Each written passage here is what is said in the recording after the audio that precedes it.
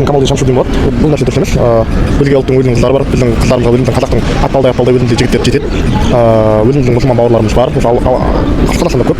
Просто қазір шаруа басқа елге кетіп, басқа елде үйленіп кетіп жатыр да. Ал былай Қазақстан ішінде негізі аз деп ойлаймын ондай нәрсені. Негізі өзіміздің ағаларымыз болсын, әпкелеріміз болсын, олар да бермейді деп ойлаймын басқа ұлтқа. Ал жігіттің басқа ұлттың қызды алғаны ол да дұрыс емес деп ойлаймын. Өзіміздің қазақтың ішінен алған дұрыс деп ойлаймын. Қыздарымыз енді көп болсын, шыны керек. Қыздарымыз өзіміздің инабатты ибалы қыздарымыз көп болғандықтан сол өзіміздің қазақтың тәрбиесін көрген, қазақтың салтын білетін қыздарды алған жөн деп ойлаймын. Ол ортадағы болып жатқан қарым-қатынасқа байланысты деп ойлаймын. Мысалға қарым-қатынас қыз бен жігіт болып жүретін болса, мысалға қыз баласын ер жігіт төлеп берген дұрыс. Ал егер дос мәселесіне келетін болса, енді олар бір-бірімен былай ақшасын бөлісіп төлеуге болады. А так ол қыз баласының ақша бөліп төлеуі өзіміздің қазақтың жігіттері андай намысын айтты деп ойлаймын. Ертасы мейіржан болады. Бала болғаннан кейін қажет жасайсың ғой, қарап негізі өзіне былай қарау болады. Қызға қарайсың бәрі. жалпы яғни ер адам. Ер адам бәрі басқарады бәрі, басшысы болғаннан кейін.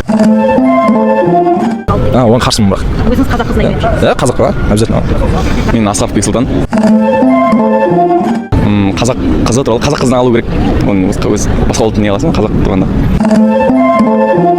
Балалар ухаживать ету керек. Қызға төлетіп болмайды ғой. Балалар ухаживать ету керек.